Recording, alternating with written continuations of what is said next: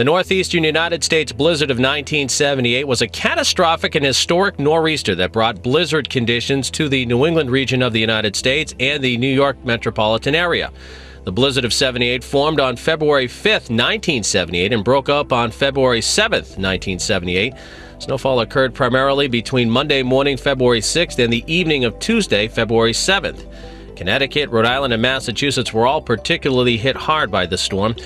Boston received a record 27.1 inches of snow. Providence also broke a record with 27.6 inches of snow. New Bedford also received over 2 feet of snow.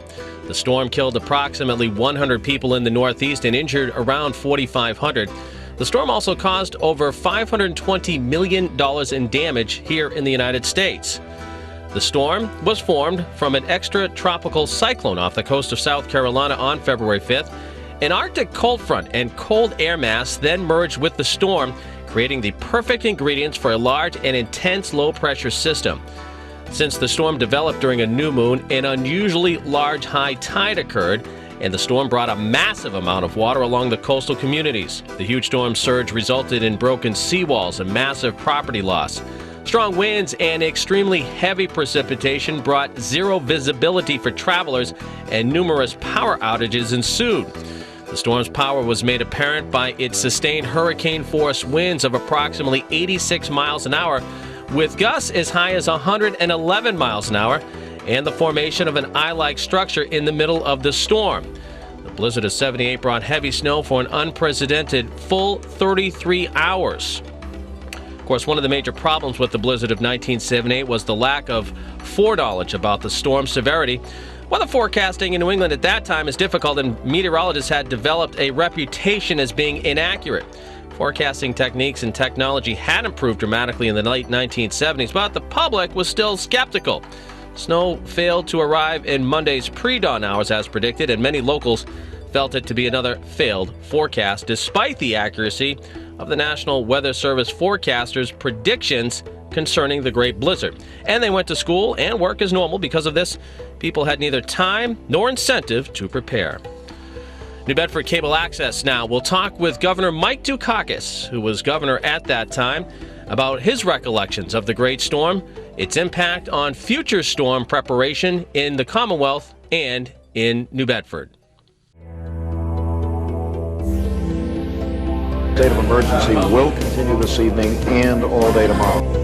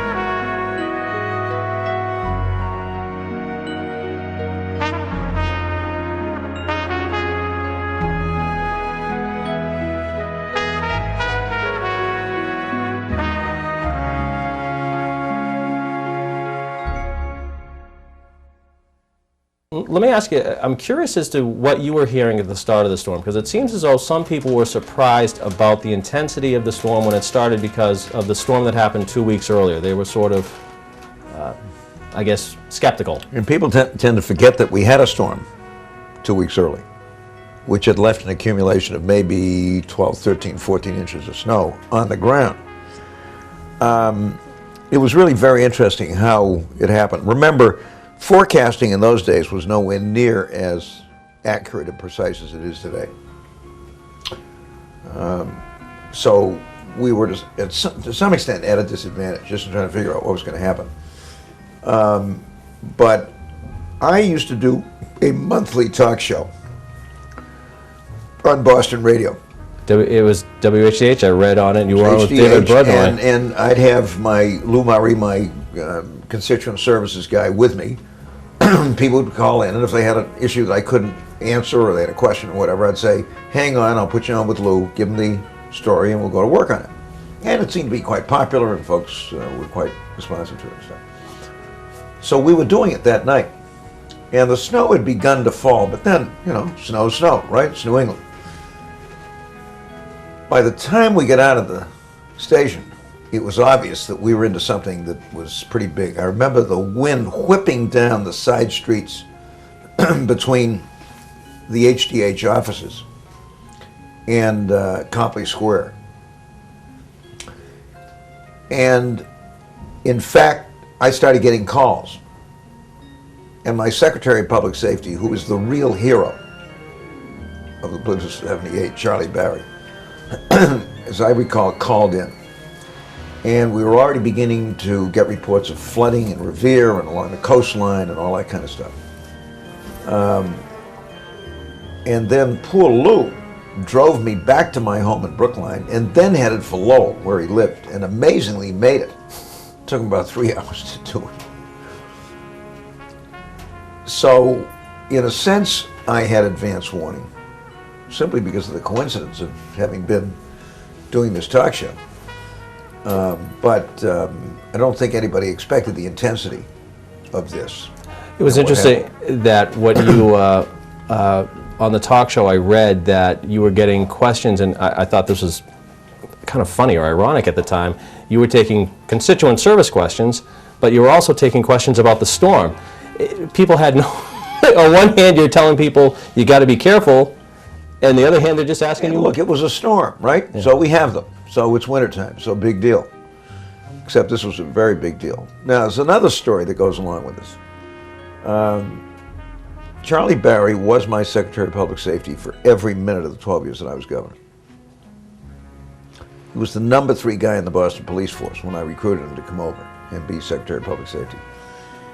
And I can't say enough for this man. He was not only a great human being, but he was obsessed with the importance of emergency planning. Thank God he was, because the rest of us weren't. And he was the old man of the administration. He was 52. But Charlie was not only a great police officer and a great police commander, he was just obsessed about this emergency planning thing. And about 10 days before the blizzard, he had come to me and said, I need about a half an hour at the next cabinet meeting, because I want to unveil the new emergency plan. And I said, Charlie, we got a million things to do. Can it wait? No, this is very important. And finally, I mean, how could you turn down Charlie? Everybody loved him. Finally, I said, okay, you got 20 minutes.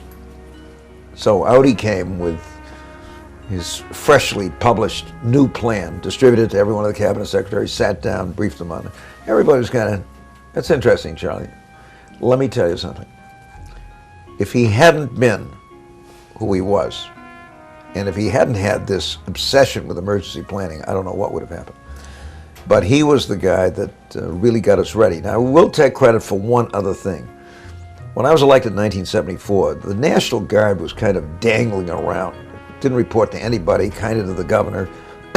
And one of the things that I did was to say to the head of the National Guard, you report to Barry. You're part of Charlie Barry's public safety cabinet. That turned out to be a very good thing to do, because we got those National Guard units out there very rapidly. They had all been part of Charlie's planning process. And, most of the MP units are cops anyway. So we did, as I recall, send a National Guard unit down to New Bedford. I can't remember why, but we sent one down there, and we had them deployed all over the place. And the reason that worked so well is because they had been part of Secretary Barry's public safety cabinet, so that they had gone through these drills, they had planned together, and they knew what they were doing, and they were extremely valuable. When you were, when the storm was coming in that first night, and it was, 36 hours, I guess the storm continued to snow, was your initial thought, obviously, the North and South Shore, because they were getting hit? They were the first to get hit? The coastline, primarily, yeah. And both the North and South Shore seemed to be getting the brunt of the thing. Now, that doesn't mean it was easy down on the South Coast, but my memory was that it was South Shore and North Shore. It was those folks in Revere standing on the roofs of their houses, begging for somebody to come by and pick them up, and then going down, flying over Situate, Cohasset, and that area by helicopter, and looking at houses that looked as if some giant had just come along and scattered them like matchboxes all over the place. I've never forgotten it.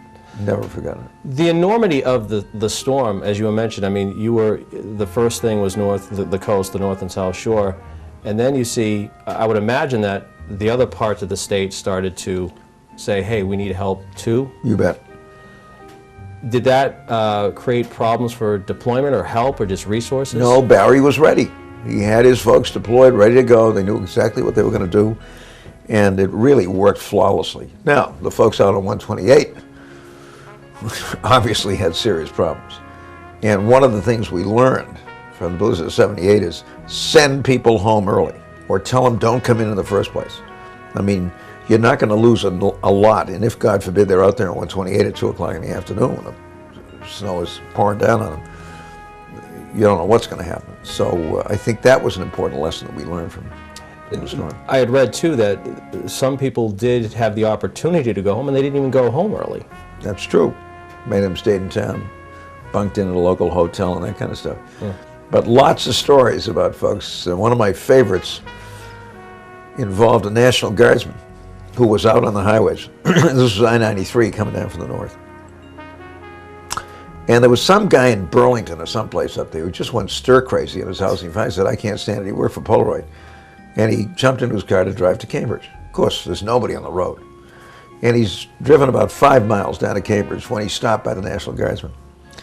And the National Guardsman says, where's your letter? You know, you got your, no.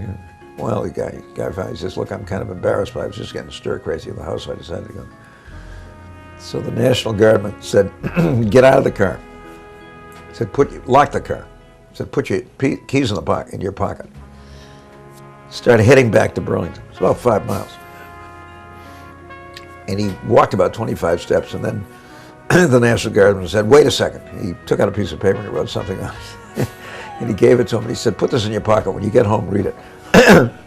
Anyway, so the guy's very embarrassed. But in any event, he's got to start walking home, 5 miles. And after about a half a mile, he decided to put his hand in his pocket, and he pulled out this note. And the National Guardman had written, this man is mentally incompetent. And that's a true story. I remember I was 12 at the time. My dad delivered milk, and I remember he actually could get through to Situate and what have you. It was very... That's amazing if he did, because, boy, those areas were devastating. Right. But the thing that he mentioned to me, I guess, that you had implemented was, was only necessary personnel on the streets. Oh yeah.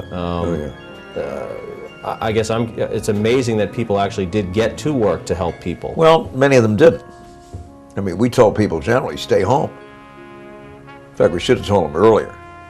We know that now. You know, if the forecast, and again, forecasting is much better these days. The forecast is that you're going to have a major storm by noontime or 1 in the afternoon. I mean, don't come in. And in fact, although I don't think the limits he imposed, I know that the limits he imposed were not as tough as mine. That was essentially what Governor Patrick said. Don't come in. Don't bother to come in. Because all that does is screw up the opportunities that we have to. Remember, you got elderly people looking for hot lunches. You got all kinds of folks. I mean, you can't have people out in the street. Meantime, the city of Boston was absolutely beautiful. You know, white snow, it didn't get dirty. I mean, people cross country skiing on the peak of the street. The one thing that I, in doing a lot of the reading, is that was surprised me is, despite the difficulties, there was a lot of camaraderie, a lot of people helping people at that point in time. Yeah, I think people tend to do that, especially in times of storm. I mean, Kitty and 2 girls decided to walk from our house down to the Beth Israel Hospital, which is the closest hospital to us, and volunteer. And they walked in, and the woman who's handling volunteers took her aside and she said, Mr. Dukakis, we're very grateful to you, but we get so many volunteers, we don't know what to do with them. Isn't that amazing? Here's this hospital on Brookline Avenue, pretty close to the heart of Boston, and so many volunteers they can't use them all. Did Secretary Barry, was there, when you talk about the game plan, Yeah. was the game plan devised so that you had days, weeks? I mean, was it drawn out, I guess, the way? No, I mean, it was a very detailed plan. Very detailed. So of course, the first thing you want to make sure is that immediate response is there. No fooling around. And it was there. What was the first thing, as you got into it, what was the first thing that had to be done? Was it, I mean, I know people were trying to clear the roads, but that got to be... Well, that was an important one. One was emergency services. We never lost a single elderly person because hot meals could be delivered to them, and they were. All kinds of examples of, really heroic action on the part of folks, but we wanted to do everything we could to minimize any loss of life and to get ourselves back on track. And then the next day, and what, really 2 days to get things until... At least. Yeah. At least. And one of the controversial sides of this was my insistence that the ban continue for some time. Now, gradually toward the end of the week, it was clear that some parts of the state hadn't been hit as much as others. So we gradually lifted those requirements. But I got some flack from some businesses who said we can't reopen and stuff. And I'd say to them, look, I'm looking at the full picture here. I mean, you can't reopen at this point. We'd tie the entire metropolitan area up in knots. But I do think the idea of having a team in place that can monitor carefully what's going on and gradually lift those restrictions regionally as they become more and more unnecessary. It's a pretty good idea. We also had a big fight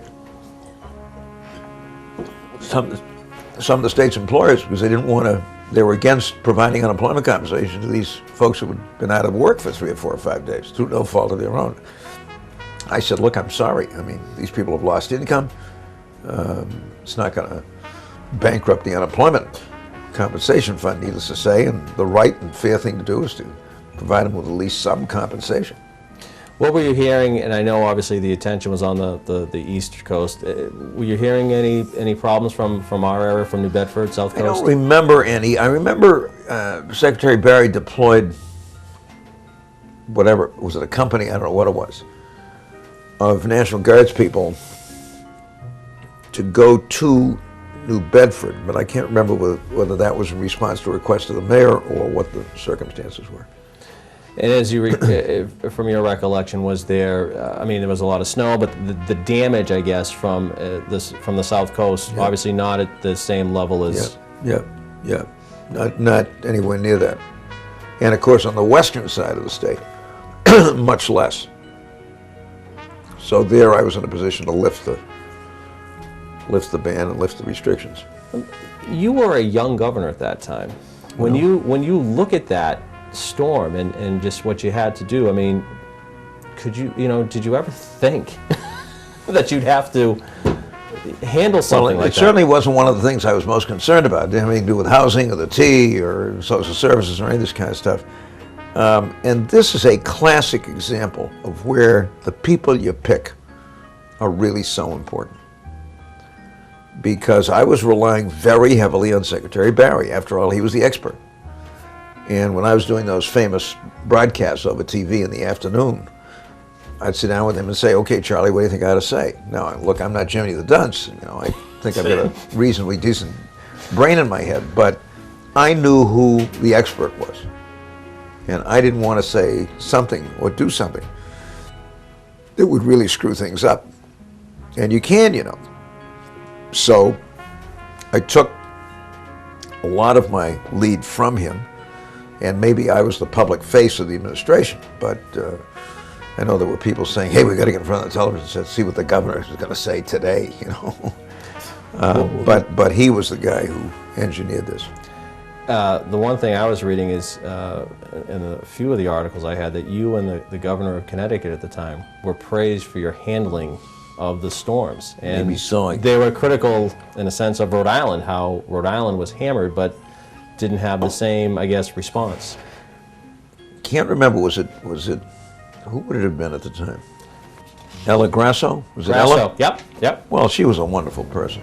But it's the articles that I've read that both you and she put the bans in place and everything right off the bat. Let me tell you, this has everything to do with the quality and caliber of people you pick. I've often said that if Governor Blanco in Louisiana at the time of Katrina had had a Charlie Barry as their Secretary of Public Safety, things would have been very different.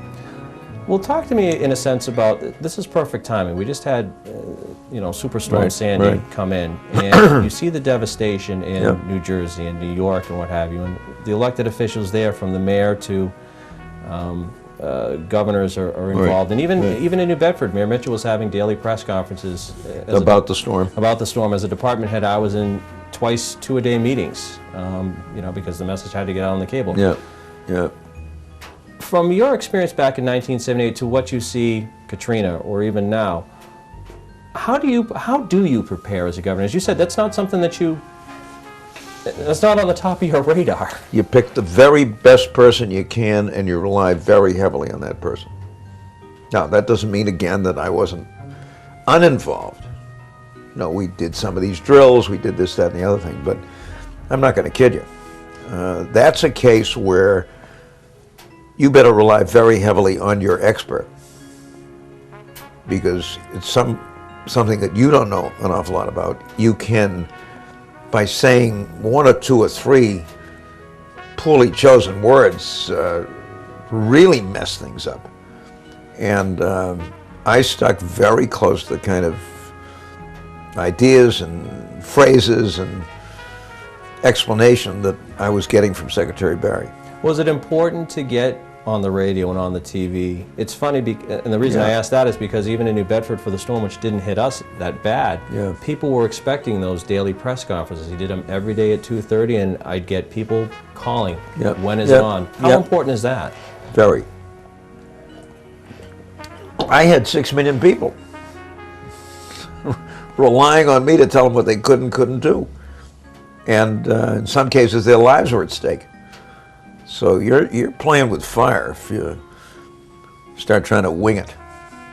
And I was determined that I would stay very close to my Secretary of Public Safety and take his advice. I mean, occasionally there were no disagreements. Occasionally I'd say, what about this, what about this? But he was the guy that quarterbacked that whole effort. When you look at Sandy, I mean, do you think when you see these storms and you think what you had to deal with, do you look back and, I don't want to say Monday morning quarterback, but do you think maybe this should have been done or that should have been done? Well, I'm not saying it was flawless, but it really was pretty well executed. Again, thanks largely to the Secretary of Public Safety. So I don't remember having second thoughts or wondering why we didn't do this or do that. And again, it was overwhelmingly because I had somebody managing this thing for me who was just a terrific person and a fine manager. How do you think it's been going from what you've seen and read with the superstorm over? I think it's gone well here, but remember, we had a storm, but nothing like what they were hit with in New York and New Jersey. All I know is what I read in the newspapers. I think people down there have worked extremely hard to try to deal with this, and I don't find any fault with the way they went about it.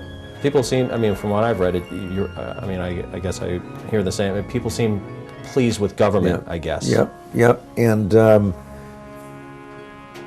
that's an important part of what governments are supposed to do. I mean, poor Romney got all tied up in his own rhetoric because, remember, he was the guy back during his Tea Party phase who was talking about how you ought to delegate this to the states and the federal government shouldn't really be involved and maybe the private sector and stuff.